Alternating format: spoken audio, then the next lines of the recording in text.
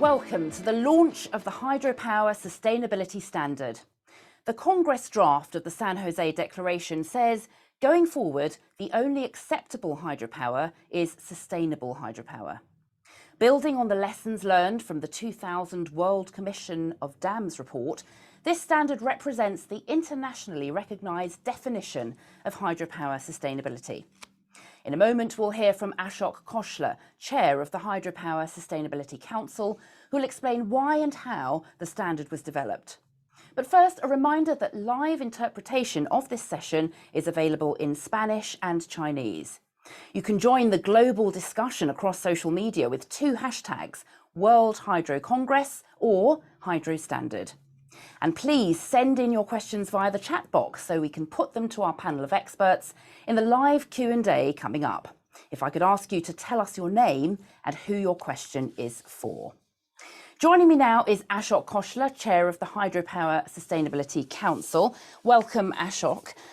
You are as excited as we are, I'm sure, about the launch of the Hydropower Sustainability Standard. It's been much anticipated. Why is it such an important moment in the development of sustainable, renewable energy?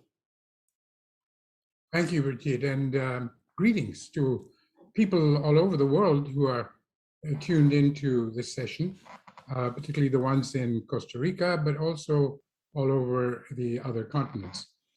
The reason I think this is a great moment is that we're in the middle of an existential challenge of climate change, of biodiversity loss, of extinction of species, and many, many other issues. And we urgently need greater investment in new kinds of approaches to development. And one of those, of course, the main one, is in investments in renewable energy.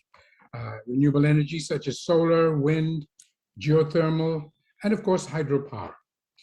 Due to the scale of investment required, the hydropower sector particularly needs a credible, transparent, and widely accepted certification scheme that will incentivize and promote the best projects.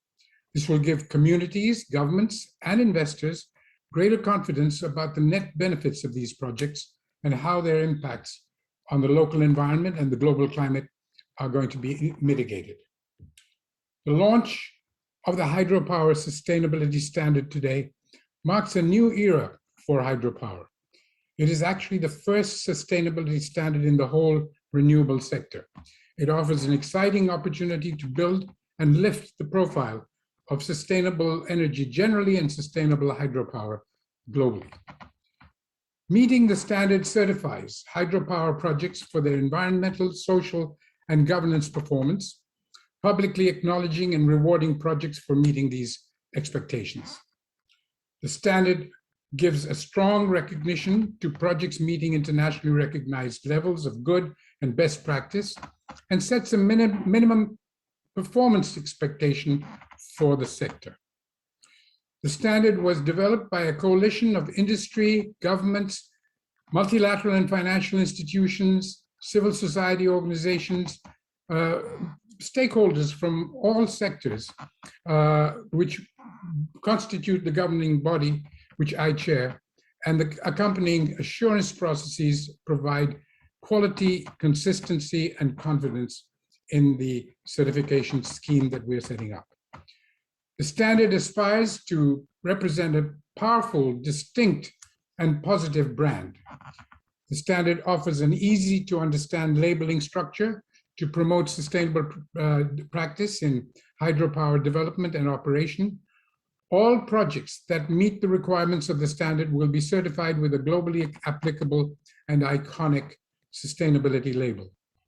The standard is built on the internationally recognized hydropower sustainability tools, a set of guidelines and assessment tools that we have been using for some time in the past by developers, by operators, and by financiers.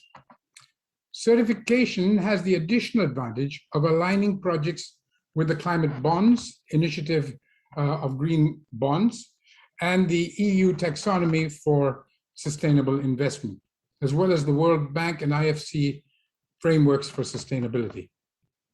We hope these bodies will all declare their support for the new sustainability certification scheme for hydropower.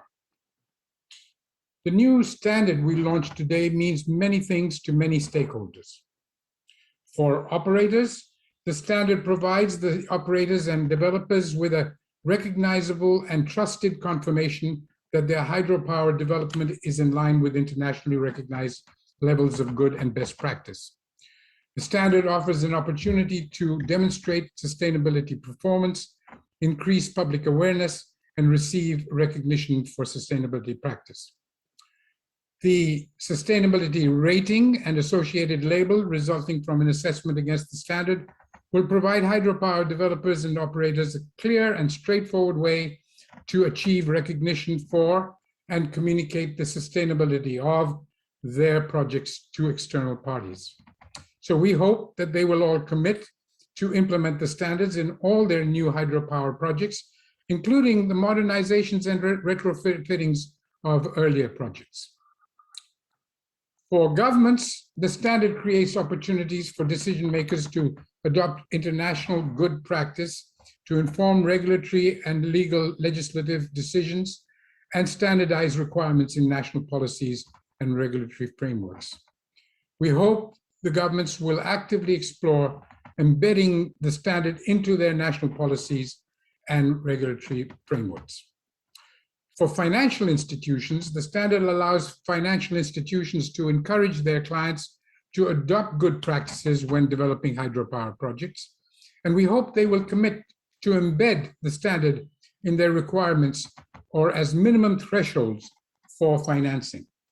The standard could also be used alongside their existing environmental and social standards to provide additional guidance on good practice which is specific to hydropower. Including the standard as a requirement for financing will ease their quality control and due diligence processes. Of course, for environmental and social NGOs who are very deeply concerned about the issues relating to hydropower, the standard would bring value to environmental and social NGOs of that kind by providing clarity and emphasis on how hydropower projects need to avoid, minimize, and mitigate negative impacts on environment and society. Leading environmental and social NGOs have played a very strong role in the development of this standard, and currently they sit on its governance committee. We have contributed to definitions of good and best practice, and they have also recognized that while it's not perfect, we're on a journey in the right direction, and this standard will already contribute to the improvement of sustainability performance in the sector, but it will also allow for it to evolve as time goes on on the basis of evidence and experience. The standard will build off these experiences and will be a living common language for NGOs and industry to discuss the issues relating, sustainability issues relating to hydropower. For community-based organizations who are deeply concerned about these issues, the standard would bring value to CBOs in the regions where hydropower projects are located by clarifying the international expectations for hydropower developments and operations, and by promoting independent, fact-based, and transparent processes for assessment against these. The standard would provide opportunities for local stakeholders to engage in the design and development of hydropower schemes and projects, and in a transparent enough manner so that they can hold all parties accountable. The standard also provides an important reference point and potential supporting process for project-affected communities. It can help empower them to ask questions, to be fully informed about proposed processes and anticipated outcomes. And the independent assessment against the standard will give them much greater confidence. Now, this next stage is to work with the governments that we already have been working with, which includes Colombia, Indonesia, Nepal, Tajikistan, to embed it into their national policies and regulations. I think it would be appropriate for me to give credit to the following operating companies who have committed to using the standard already in their projects: EDF of France, ENGIE of Brazil, Hubei Xinjiang of China, Hydro-Quebec of Canada, ILI Group of Great Britain, Landsvirkjun of Iceland, Sarawak Energy of Malaysia, SPIC of Brazil, and Yalong River Hydropower Development Corporation in China. We're very grateful for them to have proactively taken such a step, and we hope that all other companies will follow suit. I also should give credit to the manufacturing companies who provide the equipment for these for these projects, including Andritz, Carpetech, General Electric Renewable Energy, SMEC, and Voith Hydro. This new certification scheme is a game changer for hydropower and for development as a whole. It is unmatched in the renewable sector, and I want to thank my colleagues in the Council for allowing me to be a part of this journey. We can only hope that the other renewables will adapt it to their own specific needs. I am delighted to declare the Hydropower Sustainability Standard launched. Thank you, Ashok, for setting the scene and giving us this important context. João Costa is Head of Sustainability at the International Hydropower Association. Welcome, João. Hi, Bridget. And tell us about this game-changing new Hydropower Sustainability Standard. Absolutely. I'll share my screen actually to show you a presentation. And what I'm going to talk about is the Hydropower Sustainability Standard. Obviously, I'll give you some more background to what Ashok just introduced. So I'll give you a bit of historical context, but also want to let you know who is involved, who was involved, and a bit on the process of certification. And finally, I want to give you a hint of the vision, of the impact that this standard intends to have in the sector, in the environment, in civil society. So let's have a look at a quick timeline of change, which was on the basis of the development of this standard. It's just a quick overview of the recent history of hydropower, starting in the beginning of last century, where hydropower started to be reliable technology to meet the growing energy demands of development and industrialization. It was also maybe a symbol for humankind taming nature. And obviously no big questions were being asked about the sustainability, about the environmental and social impacts of dams and the projects that carry those types of impacts. But those obviously with time came to be more evident, and a wave of social activism kind of put these issues on top of the agendas and gave voice to communities and to environmental associations that were right in pointing out the issues of dams projects and hydropower projects. So it also put some pressure to a better understanding of what are these issues. Okay, we can say that this period of review and better understanding of the impacts culminated with a landmark report, a big comprehensive study about the impacts of dams called the World Commission on Dams report, which was launched in the year 2000. And it was really a landmark moment because it had identified those issues, and hydropower is complex, so this was a thorough study. But it also provided a roadmap and a set of priorities that guide projects to sustainability. So as a reaction to this, the International Hydropower Association started with the development of guidelines and assessment tools that could put a practical aspect to this roadmap.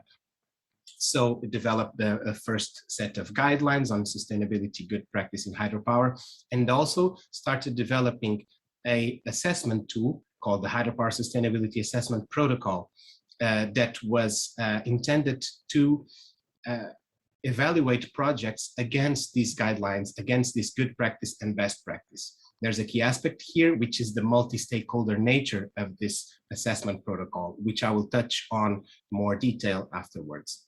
So this assessment tool has been used for the last 10 or so years and has even evolved with two derivative tools, the ESG assessment tool, which covers only environmental, social, and governance aspects, and the new set of guidelines.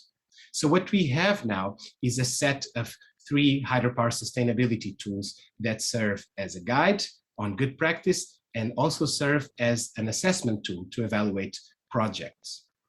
So it's upon these tools that we are now launching this standard. It's kind of a natural continuation of this history, of this recent history of hydropower. So let me focus a little on this multi-stakeholder origin, because this is a very particular aspect of this standard.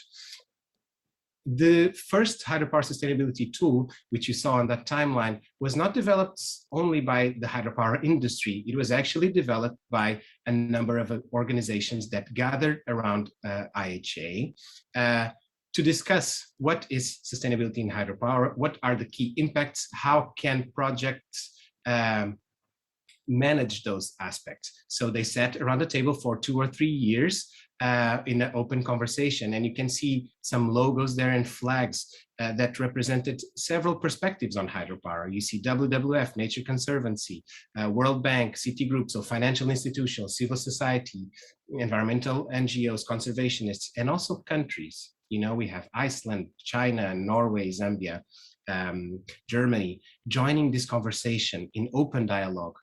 And through consensus, they were able to get an understanding of what are the key impacts in hydropower development and how can project developers manage them, avoid, minimize, mitigate, and compensate for them. This was crucial for the tools to be globally accepted and globally applicable. Still today, the tools, the sustainability tools and the standard are governed by a governance council that still gathers the input of different chambers that represent the several stakeholders. You can see again logos of the current governance committee that oversees the implementation of the tools and the standard, and also their development. You know, these tools are not perfect, they need to keep on being developed, and that's why this conversation is important to keep having. So we have, again, environmental and social NGOs, the industry, financial institutions, and country governments from developed and developing countries. So we have the Hydropower Sustainability Council. I really wanted to focus on this aspect because we believe this is what makes these standards quite unique and quite powerful. So let's have a look more on the content now and the process. So this is these are the topics that are covered. I just wanted to give an idea of how comprehensive these tools are, and the topics that are being assessed are. These are the most the common aspects, common impacts that take place in hydropower development, and you can see a full list here. You can have an idea that it covers from biodiversity to resettlement to environmental aspects, water quality, climate change, all environmental, social, and governance aspects that occur in hydropower development. So it is a really comprehensive assessment scheme and certification scheme. And this needs to be assessed, as Ashok mentioned, through an independent evidence-based process. So let's have a look at that process. For a project to become certified, it has to go through 4 steps. One is this assessment of these topics that we've just seen. And this is an independent assessment. It's an evidence-based process done by independent accredited assessors. Then that report, the result of that evaluation, needs to be open to the public. So it will be published and will be open for public comment, and assessors will have to address those comments. And this grants transparency to the process. Then the project can apply to become certified and follows through a quality control measure. And finally, the certification can be granted. And all this process is governed by the Hydropower Governance Council that provides the credibility and the reputation to the whole process. What happens to projects that are certified? There's an iconic label. There's a meaningful representation that proves that a project has undergone a thorough process, a transparent process, and can demonstrate its commitment to sustainability. There are 3 levels depending on on the achievements of the project, either achieving basic good practice or going beyond that. So there are silver and gold levels that are aimed to provide this continuous improvement incentive as well. But let me tell you something. To be certified, all of those topics need to meet good practice, all of those. So this is not easy, this is very thorough, and that's why it's also valuable and meaningful. How does the standard and the hydropower sustainability tools live together today? So we have a clear pathway to certification, which is the one I just told you. However, we are in a transition, right? And projects assessed against the hydropower sustainability tools can also seek certification through a harmonization process. And this is because the technical requirements are very similar. They are actually equivalent. So projects can still have this pathway of certification.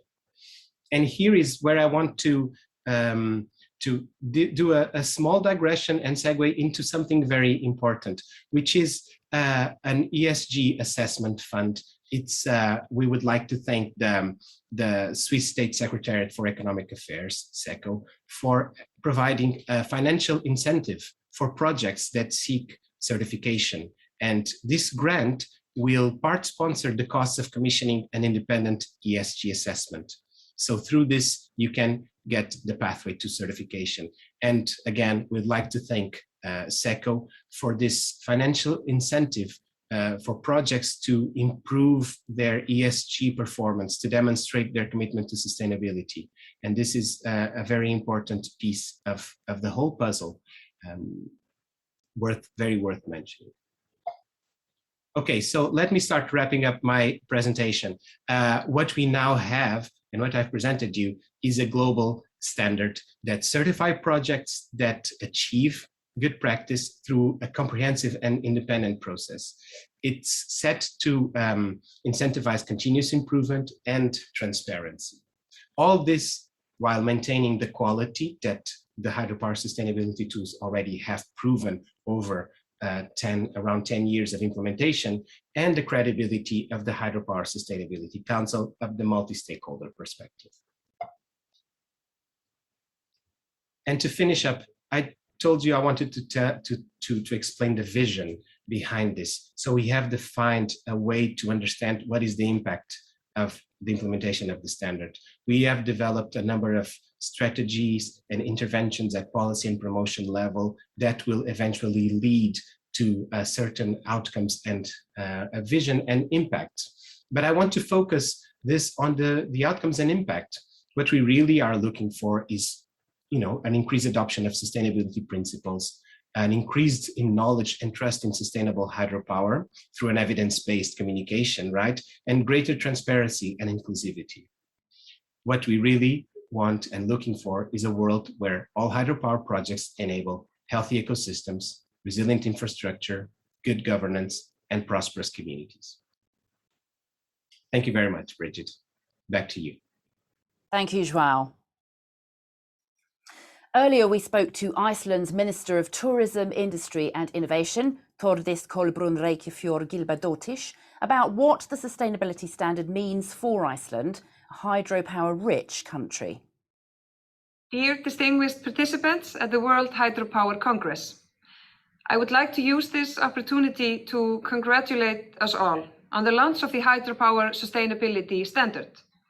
I would also like to thank everyone involved in the development of the standard for your hard work and dedication.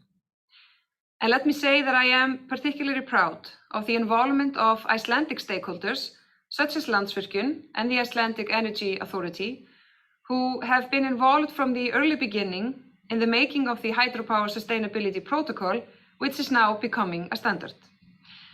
A standard such as this is of immense value, of importance, as the world moves with greater speed and urgency away from fossil fuels and towards renewable energy. To stay ahead of demands in today's world, we must ensure that our energy is not only produced using renewable resources, but also produced in a sustainable way. The new Hydropower Sustainability Standard is a tool that will help us do exactly that. Iceland has a long history of using renewable energy resources. In very simplified terms, and broadly speaking, they fall under two categories: hydropower for electricity production and geothermal resources for district heating. With the addition of two smaller but important pillars that go to the other way around, namely geothermal being used for electricity production and electricity being used for district heating, we can say that Iceland is, for all intents and purposes, 100% renewable with respect to both electricity and district heating. How did we reach this enviable position? If we look first at district heating, the elimination of oil for district heating was truly an immense undertaking for small population living in a fairly large country. The investment made to eliminate oil from geothermal heating amounted to a larger share of Iceland GDP than the United States spent on the Apollo program to put a man on the moon, to put this in perspective. So we sometimes say that Iceland's efforts to introduce geothermal district heating was our moonshot. Almost 90 years ago, in 1930, the first few houses in the capital city, Reykjavik, were connected to geothermal water. 40 years later, in 1971, the city had eliminated oil for district heating and replaced it with geothermal. Soon after, the oil crisis led to a great effort to further reduce our reliance on oil by installing geothermal heating in the rest of the country, which was completed within 2 decades. Today, 9 out of 10 houses in Iceland are heated directly with geothermal heat, and a further 9% are heated with renewable electricity. The result is an enormous benefit to the environment, both locally and globally, not to mention the long-term economic benefit. If we still had to use oil to heat our buildings in the cold climate of Iceland, our annual CO2 emissions would be 30% greater, by almost 1.5 million tons, which is roughly equivalent to the annual emissions of 200,000 passenger cars. This is quite a significant footprint for a nation of only 360,000 people. And over the course of the last 100 years, replacing fossil fuels with renewable energy in Iceland has resulted in combined CO2 savings of over 350 million tons. To match this benefit, we could have to plant trees in an area covering the combined area of France and Great Britain. But it is important to note that this transformation did not happen without significant government intervention. In the 60s, the government established the National Energy Fund, which offered loans to fund the initial cost of drilling and exploitation. If the initial drilling turns out to be unsuccessful, the loan defaulted to the state. In Iceland, this policy promoted the expansion of geothermal energy more than anything else. If we now turn to electricity production, it also has a very long history in Iceland. But the big turning point came in the 60s when the first big hydropower plant was built. What made this large project feasible for a small nation was single, new and big consumer of electricity, who would purchase the majority of the power. The answer was aluminium production, one of the most power-intensive industries in the world. The first aluminium smelter in Iceland started production in 1969, powered by the first major hydroelectric power plant. Since then, major investment in power production have almost always gone hand in hand with new projects in the power-intensive industries, and they currently consume about 80% of our electricity. Without power-intensive industries, large investment in power production and the infrastructure for delivering that power would have made less economic sense for a small nation living in a relatively large country. And we would have had to build smaller and less economic power plants, and the cost of transmission and distribution would have been much greater for the general population. I hardly need to mention that this also brings an environmental benefit, since the same industries would be responsible for much greater emissions of greenhouse gases if they were powered by non-renewable energy sources in other parts of the world. Traditionally, each new major project was decided on a case-by-case basis, and eventually giving the green light by an investment agreement, which had to be ratified by the Icelandic Parliament. As you can imagine, this often led to heated debates over individual projects. However, for the past 20 years or so, we have followed a different approach to try to settle these debates. The solution was to introduce a nationwide master plan for energy production. Through this ambitious process, every major power project proposed by our power companies has to go through a very extensive multi-year review of its environmental, social, and economic impacts. This process worked quite well for a number of years, but unfortunately, later revisions to the process have made it less efficient, to the point where a major overhaul is now needed to ensure that our needs for power will be met. And this topic leads us to the future. Last year, Iceland adopted a new long-term energy policy, and this policy states that Iceland should be completely independent of fossil fuels by the year 2050. In my view, Iceland should go a step further and simply become the first nation in the world to reach this milestone. In order to do this, we will need to increase our electricity production by at least 1/3, just to replace our current use of fossil fuels in the transport, fishing, and domestic aviation sectors. In addition, we see exciting opportunities on the horizon to power additional industries in Iceland with renewable energy, and perhaps also to export carbon-neutral electricity-based power to other countries. This is where we stand today, very well placed, but also facing challenges to defend our position as leaders in the green energy revolution of the world. This is our task for tomorrow. And I am very optimistic that the Hydropower Sustainability Standard will be a tool for us all to make greater progress towards the noble goal of making not only Iceland, but the whole world independent of fossil fuels. Congratulations once again on this important milestone, and thank you all.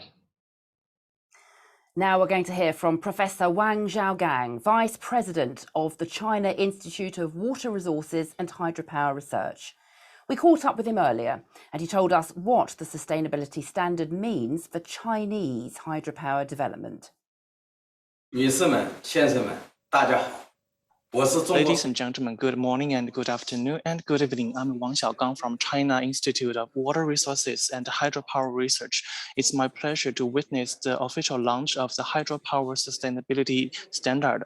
IWHR is a platinum member and the host organization of China National Office of IHA. It has always been working together with IHA to promote the sustainability of hydropower worldwide. In recent years, the global energy structure has been diversifying, and renewable energy is gaining its momentum, in which China has played an important role, especially in hydropower development. China's installed capacity is leading the world. By the end of 2020, China's installed hydropower capacity is 370 gigawatts, up 34.6% year-on-year, accounting for 39.5% of China's total installed capacity of renewable energy. With economic and social development, hydropower will contribute to achieving the carbon reduction and carbon neutral goals. The standard is one of the most important standards. It marks a new era for global hydropower development. The standard is based on the internationally recognized Hydropower Sustainability Assessment Protocol, which defines the sustainability of hydropower projects from environment protection, social development, and governance. The standard is a joint effort of the industry, government, financial and research institutions, and civil societies, and provides a much clearer framework for the sustainable development and management of such projects worldwide. We expect the standard to facilitate a harmonious, environmentally friendly, economically sound, and efficiently society, to guide the sustainable development and operation of hydropower projects, and reinforce the idea that hydropower can promote sustainable development. Congratulations once again on the launch of the standard. Time now for our panel discussion on the value of standard certification.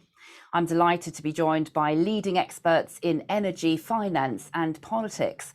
Adriana Valtryk is the CEO of SPIC Brazil. Dimitrios Papathanasiou is Global Director for the Energy and Extractives Global Practice at the World Bank. Dala Juma is Tajikistan's Minister of Energy and Water Resources. And Ashok Khoshla is, of course, Chair of the Hydropower Sustainability Council. Ashok, I'm going to come to you first. You're recognised as a sustainability pioneer. Why did you become involved in hydropower? And I think we may need you to unmute, Ashok. Sorry, I'm so enthusiastic in answering your questions, I forgot about the mic. I have been, as you say, championing sustainable development since 1965, when I first got involved in this subject, teaching a course on it at Harvard University. And basically, it was all about looking for ways out of the issue of finite resources, of dealing with the problems of extreme deprivation and poverty. We really needed to look for a new form of development. And in a sense, my own organization, in fact, is called Development Alternatives. In a sense, we were looking for ways that didn't lead us into the dead ends that we have in the past. Rivers and dams were, for us, for the community that I belong to, a no-no. They were not areas that we wanted to get involved with, because we found them to have too many negative potential impacts. And most of my life, I was basically not terribly interested in that end of the renewability spectrum. But you know, as we go along, we are, as I said a little earlier, in an existential situation, and we're going to have to find ways to satisfy the growing energy needs of a growing population. And even if the population growth slows down, energy is going to be needed for the greater and greater expectations that the few people will have. So more and more, I've realized that there is no such thing as a perfect renewable energy or a resource. Every energy source, including solar, including wind, including geothermal, they all carry a lot of baggage, negative impacts at the source end, negative impact at the sinks end, and in between. So from that point of view, I've always thought that it's important to get a good mathematics going of the benefits and the costs. And that led me to rethink my position on hydropower, simply because it was being neglected for the wrong reasons, for knee-jerk reactions rather than real evidence-based calculated impacts. And I think it's very important to do that for everything. Everything we do should be based on full cost analysis, full cost and benefit analysis. And I think that the standard that we have launched today basically gives us a chance to do that. Thank you, Ashok. It's a very exciting moment for the sector. I'm going to come to Adriana Valtryk now. Adriana, if you could unmute. SPIC Brazil recently used the Hydropower Sustainability ESG tool on one of its projects. Can you tell us about your experience of using that tool, and in your view, what is the added value it brings? So, hi everyone. I'm very honored to be here today with you in this launching of the sustainability certification. Well, for us, this certification means two very important features. One is fact-based, and the other is transparent and independent. So for us, it is the opportunity not only to learn with good practices of the industry, but also to share our initiatives that are considered positive and successful towards our ESG commitments. It's also important, as you mentioned, to point out that this certification tool offers 3 evaluation stages for preparation, implementation, and operation of hydropower plants, which fairly and correctly reflect the complexity of our industry. So this tool is will help us to measure and optimize our efforts in our present projects, but which we operate. We do operate one of the largest hydropower plants in Brazil with 1.7 giga. It's the HPP São Simão that supplies roughly to 6 million people. So we do believe there is a lot to do in terms of our economic, social, and environmental influence in our operating region. So that's where we stand for. Diana. Dala Juma, can I come to you, because the tool, the Hydropower Sustainability ESG tool, has also recently been used on a project in Tajikistan.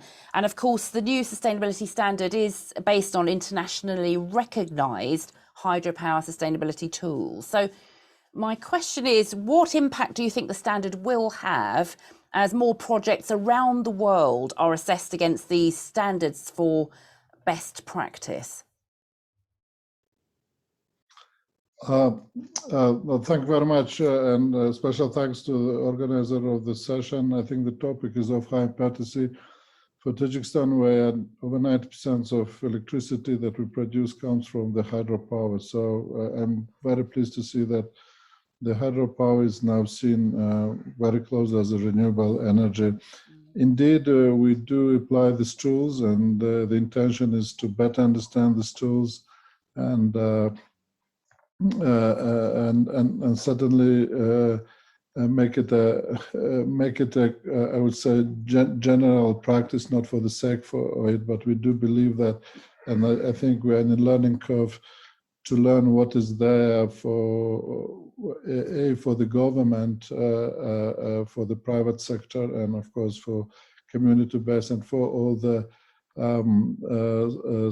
stakeholders. And while we are in a learning curve, I think it's obvious it is going to have the impact.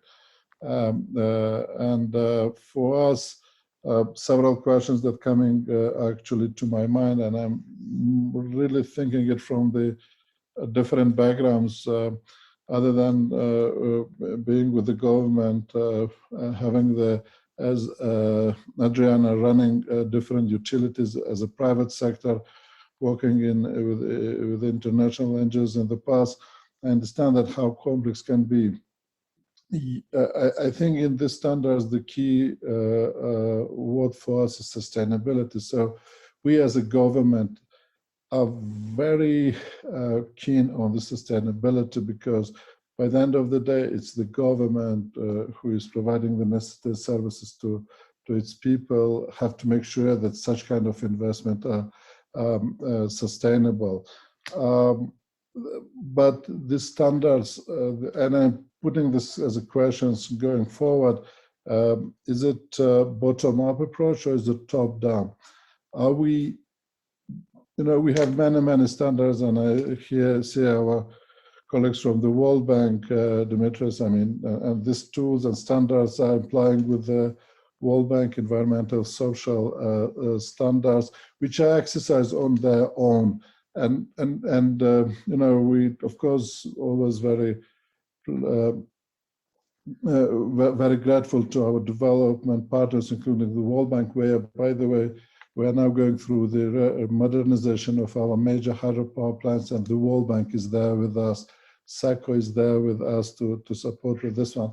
But as a developing country, I'm asking myself, do we have that capacity? For example, in order to apply with the World Bank standards, I need to hire the international, not only consultants, but the entire companies and everybody's doing those things. So are you really, there's certain costs on the projects. Are we talking about that, okay, let's put more of this one? Is it more burden on the project, or is it, are you offering, saying that let's do less for more? For me here, is like, okay, when we do these projects, how will ensure that we have these capacities? And with the current projects that I can see, every time we need to bring the capacities, and it is additional cost. So what I would encourage, again, I'm in a learning curve with you guys, please bear with me, but are you adding value? Are you bringing something and saying that, hey, if you do this one, actually it will be better, it will be cost effective, and you name it. So show us what is there for us in order to buy us. Of course, it works. Please, you go to Dimitris and say that, hey, just make sure that it's part of your package. And of course, we as borrowers, we have, sometimes we need to accept what we have is there. So for me, is those values are important, just to make sure that the sustainability in the developing world, it means, is the project will be still viable? And of course, the affordability is another sensitivity that we should think of. Thank you. Dalajuma, I'm going to put those points straight to Dimitrios Papathanasiou. Thank you for joining us, Dimitrios. Some excellent questions there. The technical requirements of the sustainability standard have been aligned with the World Bank's environmental and social standards. How do you envisage the standard, the sustainability standard for hydropower, being used alongside the World Bank's financial requirements? Thank you very much. First of all, to the International Hydropower Association for having us here. And I really appreciate the comments from the Minister of Tajikistan. And I have to say that this is not the first time that we have these discussions. And I would argue that, as Ashok Khosla said, everything is an issue of costs and benefits. Now, without a doubt, when we're doing especially the larger hydropower projects, we do a lot of studies, and a lot of time, energy, and funds are spent to prepare the projects. And certainly, we are all confident, and we actually welcome engineering scrutiny. We're welcoming drilling audits. We're welcoming trying to understand more about, for instance, the geological risk of the hydropower projects we do. And I think we should be thinking in the same terms when we're discussing environmental and social safeguards. So we have to equally make sure that from an environmental and social perspective, first of all, communities in the areas where we're doing the projects are behind the project. If we can manage that, then everything goes smoothly. Wherever we have communities against the project, even if pressure is exercised, even if we try to convince in any possible way, if the communities are against the project, it will be a very difficult implementation period. So we have to consult with communities. We have to do a good job in explaining the benefits that are coming to communities. And we have to try and do the best job in sharing the benefits of these projects with the communities. And our experience is that, yes, this is timely, this is costly, but it is worth it. And in terms of what it brings in value, let me go beyond the World Bank financing. I mean, the World Bank's financing at the end of the day is very small. We like to say that it is catalytic in the sense that it attracts additional financing. And I think, let me just remind everyone, just a couple of weeks ago when I checked the recent numbers, there are $15 trillion today. Let me repeat the number, $15 trillion today that are invested in bonds that are earning a negative return. This is where the world is today. There is a huge amount of money, of long-term financing, that is actually looking for good projects that they can support and they can get good returns. So our target is how do we develop projects? How do we prepare the projects so that we can attract this type of financing? Because there are a lot of finances there that are looking for good, clean energy projects. And in our climate change action plan that we recently presented and approved by our board, we made a special case for hydropower. We're saying that hydropower enjoys a bit of a renaissance within the climate change challenges that the world is refocusing on, because it enables much more of the other variable renewable energy. So it's much easier to install wind and solar in a broader power system if you have the backup of hydropower. And indeed, including in Tajikistan, it is the interconnections, the exchanges with broader power systems that enable us to extract even more value from the hydropower. So to summarize my answer, I think we should be looking at the efforts on meeting the standards of sustainability as an investment into attracting the lower cost financing that will help these projects become realities and that will help them be competitive and affordable as we go forward. I admit it is not easy, but I really believe it is worth it.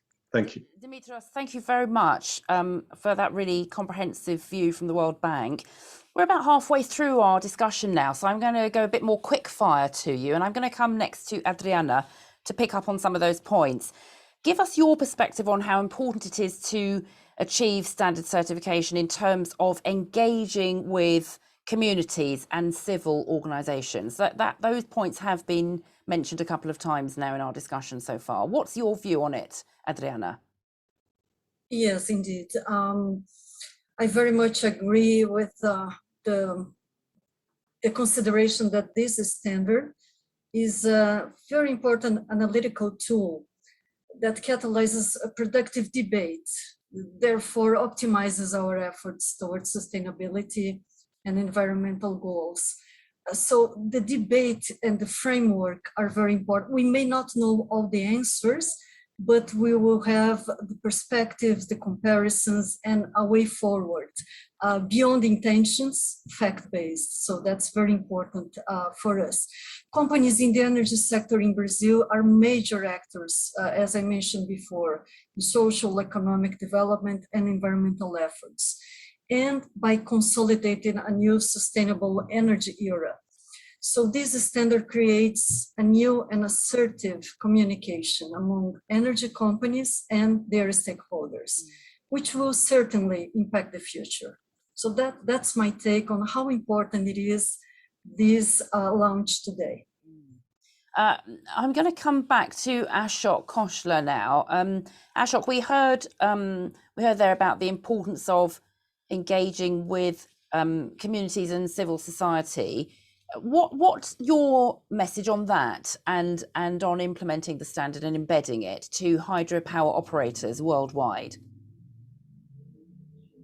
Well, I think Dimitrios has actually more or less stated what I would say. It's at several different tiers. The first thing is that the local communities have rights. They have rights that are God-given. Everybody has rights and they have rights. And if they are not respected and catered to, then morally we're doing something wrong.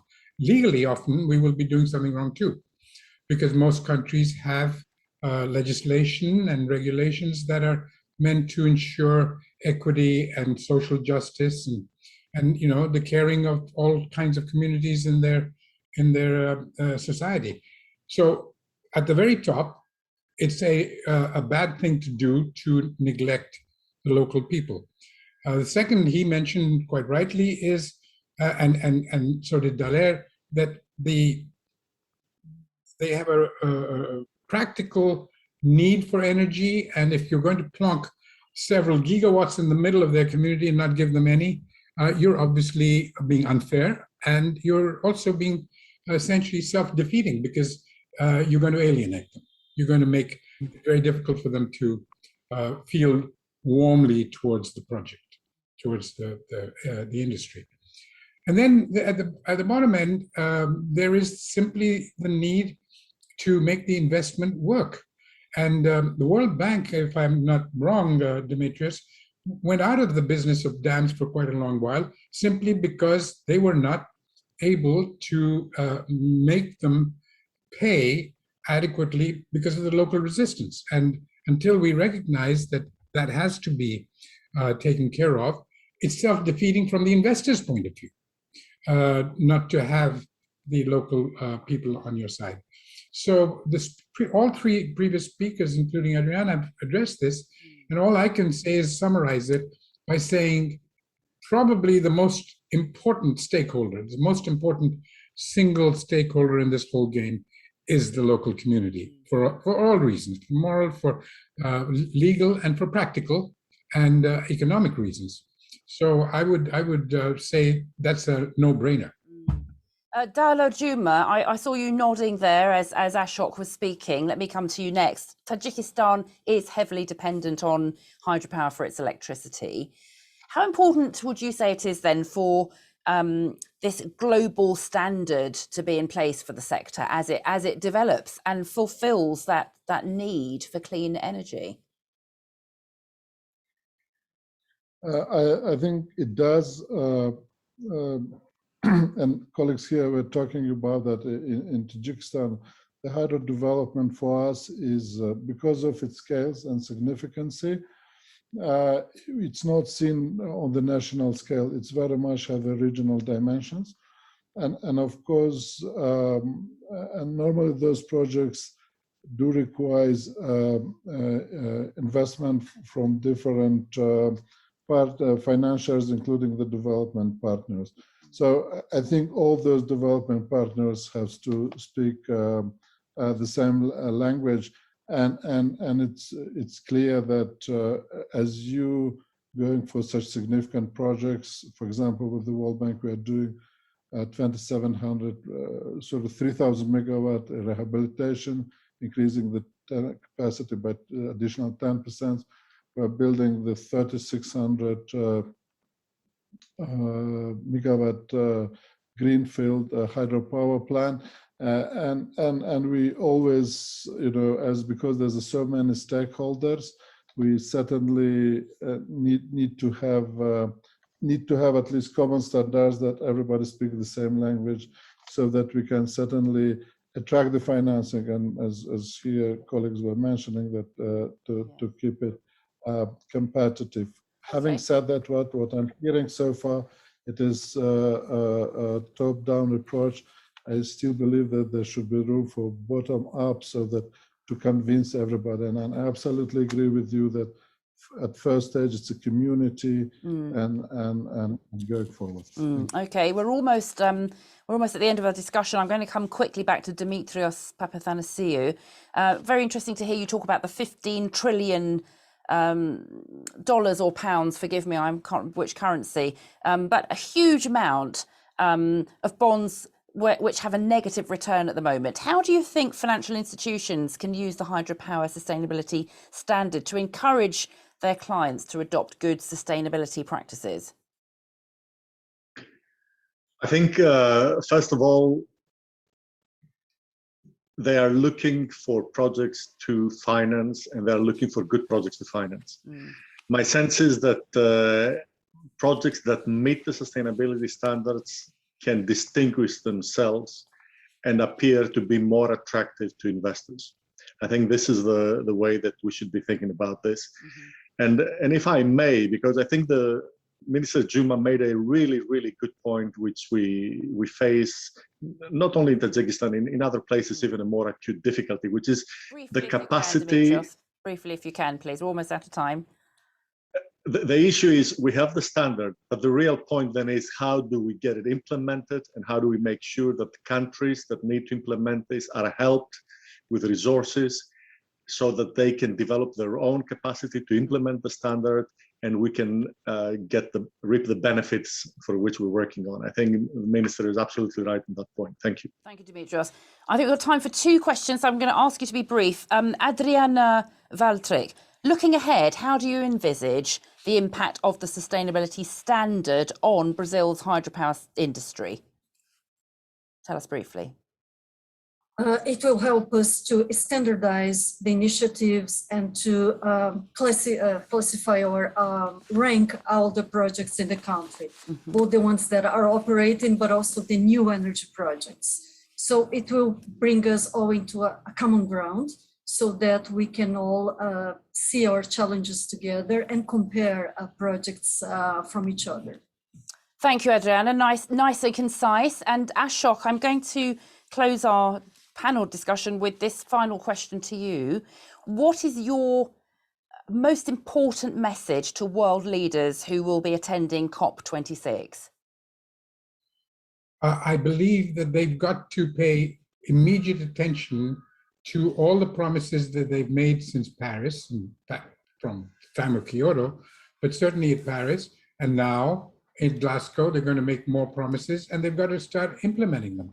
And you know, one of the most remarkable things of the process that led to the launch of the standard today is the fact that the hydropower sector, as a sector, has wished a standard on itself.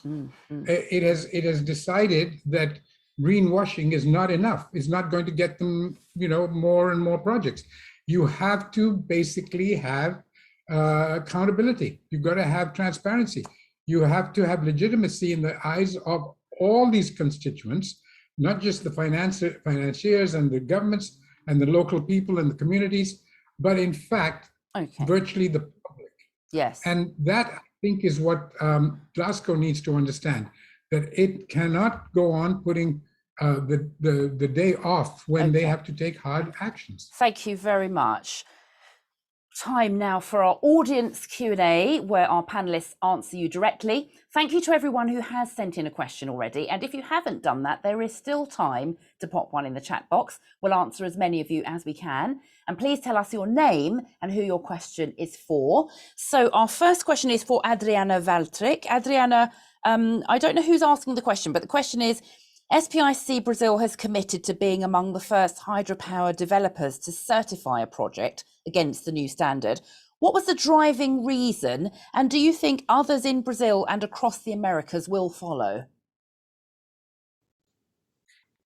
Thank you for that question. Yes, the energy transition is a central commitment for our company. So we at SPIC Brazil, we aim to continue targeting investments in line with our commitments with UN's Sustainable Development Goals. And constantly, and very important, constantly debate and dialogue on three pillars of sustainability: the energy transition, the climate resilience, and ESG standards. So I believe this will influence the whole industry because we are a huge force in the country, but considerably few actors industry, and I believe we influence a lot each other. So hopefully for a better future and for a new energy era. Thank you, Adriana. We have a question for Ashok Khoshale here. As one of the founders of the term sustainable development, Ashok, you've had a long history of sustainability standards and buzzwords. How do you feel the new global hydropower sustainability standard compares to previous initiatives? Well, the previous initiatives were sort of, you know, global concerns, things like eco-development and sustainable development and resilience and regenerative development. These were global issues addressing terms. And here we have a very specific sector, specific term. And I think it's very important for us to have a mix of all these. The language has to grow, and each one of these things, like the circular economy, like basically, development without destruction, all of these are various facets that different constituencies value most. Circular economy is much to do with resources. Sustainable development is much to do with equity and future generations, and essentially brings the time dimension into our thinking about what is a good life. And about future generations inheriting the earth. So these are all various facets. The one which we are launching today is a facet about a particular technology which has had a rough time in the past and may continue to have a rough time in the future, but does have a lot of potential to solve humanity's energy problems. And it can only do so if it doesn't create other problems. Problems of, essentially ecology, problems of society, problems of risk and extreme events, and so on. So I like the idea that hydropower is going to be more and more sustainable. And in order to do that, we've got a little mechanism to judge that. Ashok, thank you very much. And Dala Juma, I think you were wanting to come in on that answer. No. No? Okay, so I'm going to go next to a question for Dimitrios Papathanasiou. Dimitrios, this person asks, the World Bank has acknowledged the need for clean, green and affordable hydropower to meet our global clean energy targets. How does the development of a new global standard for hydropower help achieve our low carbon future? That's a good question. And I think in the World Bank, we have been for decades striving to improve our standards and to push the envelope to make sure that our projects are more sustainable. So I think the fact that this is now broadly accepted, it includes industry, it includes various stakeholders, I think it makes our dialogue and our arguments on meeting these standards easier.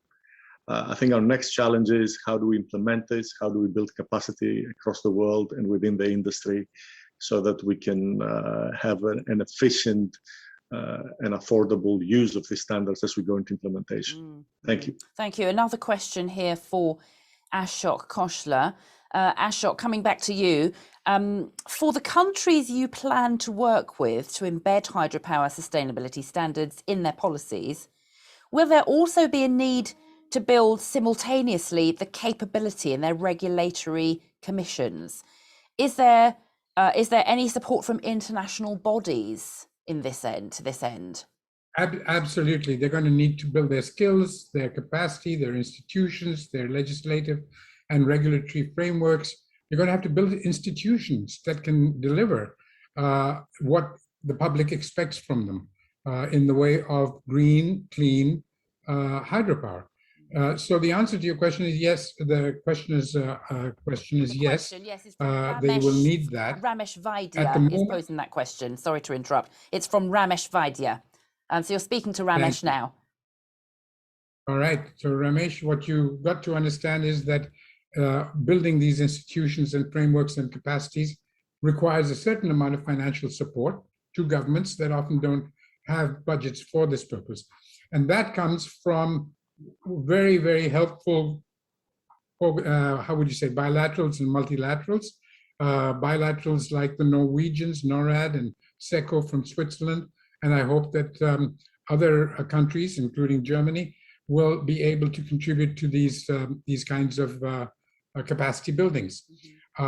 Multilaterals, the regional development banks, the World Bank, etc., do have a role to play in precisely this area, because without that capacity, they will get it wrong. And if they get it wrong, then the whole sector suffers for it.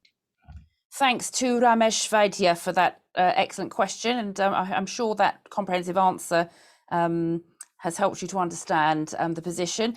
We have a question here for Dala Juma.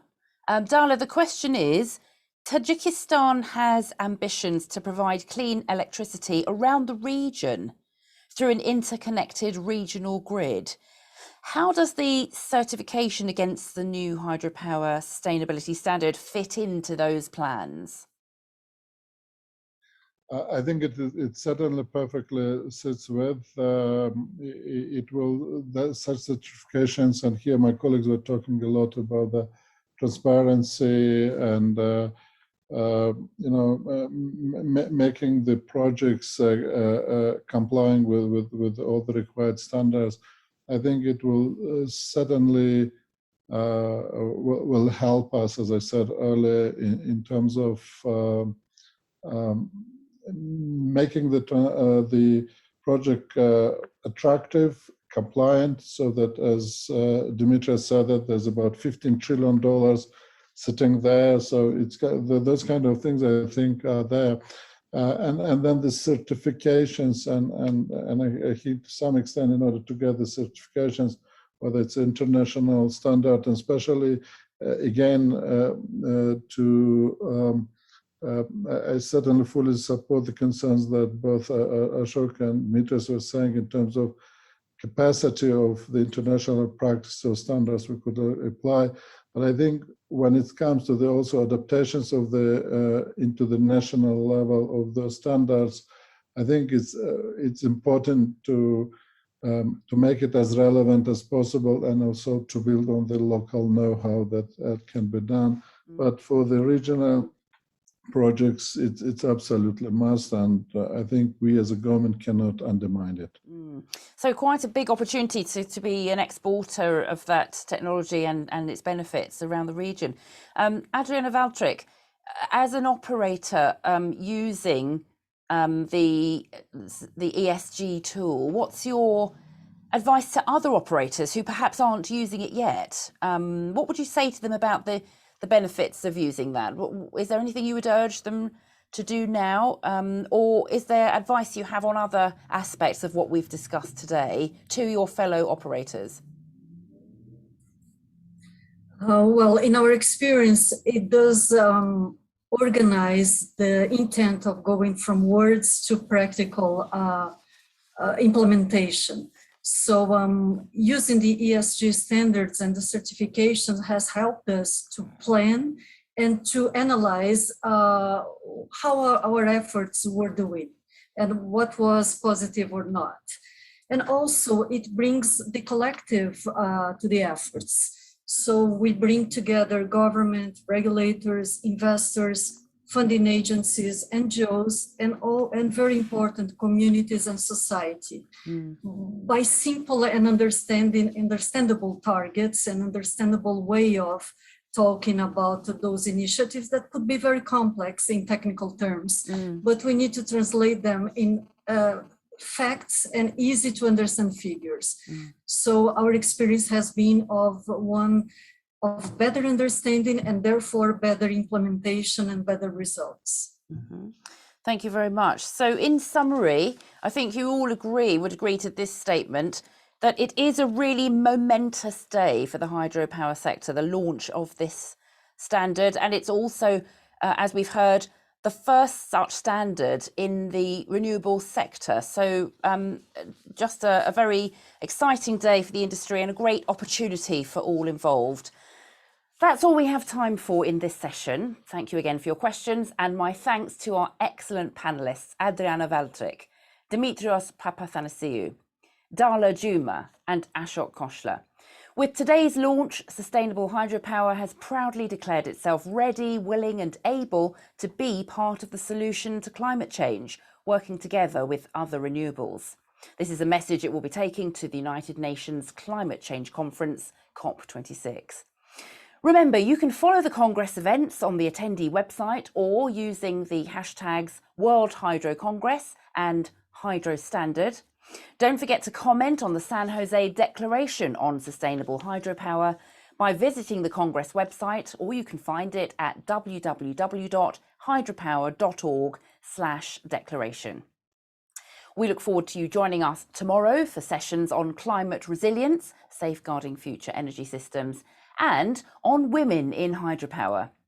And for those of you whose appetite has been whetted by today's event, I recommend tomorrow's deep dive session, which will focus on how to gain certification in the Hydropower Sustainability Standard. Thank you for joining me today, and until next time, bye-bye.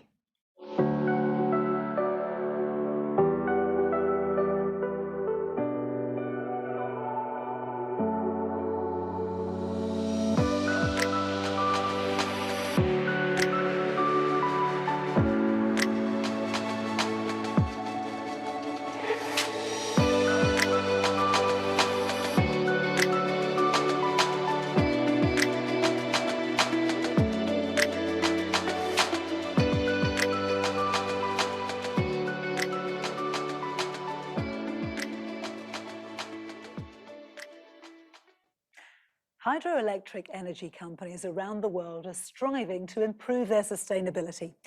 EDF runs a large number of hydroelectric dams and power plants in France.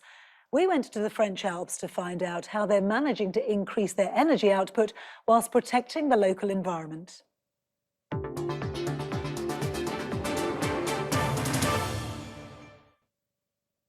This hydroelectricity power plant blends almost seamlessly into its surroundings in the French Alps.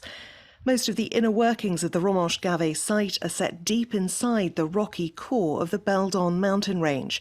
The Romanche River has been used to create hydroelectricity for more than a century, but EDF has transformed the way it harnesses the power of nature here in order to help protect it. This was the most important hydro project in France, and it's very important for EDF because Gavet is a good example of what we can do to develop sustainable hydropower and to show that we can simultaneously develop a carbon-free and renewable energy and respect the environment. Creating this subterranean power plant, one of France's largest, cost 400 million euros and took 10 years to complete. Engineers had to blast and drill their way through the mountainside to create a 10-kilometre-long tunnel. Taking the operation underground dramatically reduces its ongoing impact on the surrounding area. And in terms of productivity, this plant can generate 40% more electricity than the 6 power stations and 5 dams it's replaced. The Romanche-Gavet site here in France is increasing its output of energy, but while still protecting the environment. Finding ways to generate more clean, green, renewable power is a global concern. And safeguarding the environment and biodiversity at a very local level is at the heart of the project here. And it's an example that can be followed around the world. The unused dams and power stations are being dismantled. Only one will remain, a refurbished reminder of the area's heritage. 4 hectares of industrial wasteland will become natural alpine landscape, a painstaking process that's expected to take 3 years. Le démantèlement a un enjeu particulier qui est la gestion des déchets qui sont produits par la déconstruction des centrales. EDF identifie et trie minutieusement tous les déchets entre valorisables et déchets ultimes afin de valoriser au maximum les déchets sur les sites. On a donc un impact CO2 moindre et un volume de déchets ultime très faible. C'est très agréable de travailler et de porter ce projet car en fait le visage de la vallée, de la Romanche, va être considérablement amélioré et va être beaucoup plus naturel qu'actuellement. Further along the river, its bed and banks are already being restored to nature. Botanical expertise has been drafted in to keep the flora faithful to its roots. Tout a été fait en végétal local, donc c'est vraiment des végétaux sauvages d'origine locale qui ont été utilisés et ça a été même prélevé à l'échelle de la vallée de la Romanche. C'est un grand changement parce que moi je l'ai connu avec la terre à nu, il n'y avait vraiment rien, il y avait quasi même plus de sol, il y avait beaucoup de cailloux et du coup de voir aujourd'hui cette végétation qui a reprise avec de la diversité, on observe pas mal d'insectes, donc c'est quand même un bon indicateur lorsqu'il y a des insectes dans un milieu de fonctionnalité écologique du milieu. Donc oui, je suis assez satisfaite. The International Hydropower Association wants to ensure all facilities are taking steps to improve the way they impact on their surroundings. This project in the French Alps was independently assessed under the Hydropower Sustainability Assessment Protocol and scored highly for its environmental management. It means the Romanche Valley can regain the natural beauty of its past while moving towards a greener future.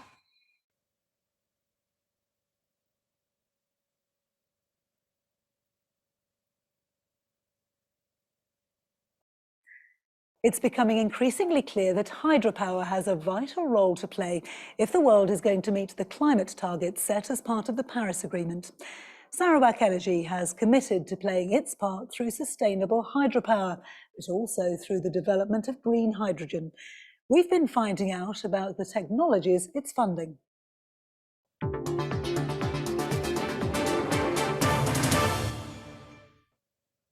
Sarawak is a Malaysian state on Borneo. The capital, Kuching, is a bustling city set on the Sarawak River. It's one of the most beautiful parts of the world, known for the rugged, dense rainforest, protected parkland with amazing wildlife.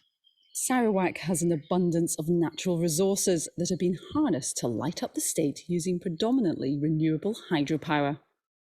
We aim to be the regional powerhouse and the leader of green energy in the region. And I think the combination of hydropower and solar is a very powerful combination. we can become the battery of Southeast Asia, actually, by sharing our renewable energy sources to our neighbors.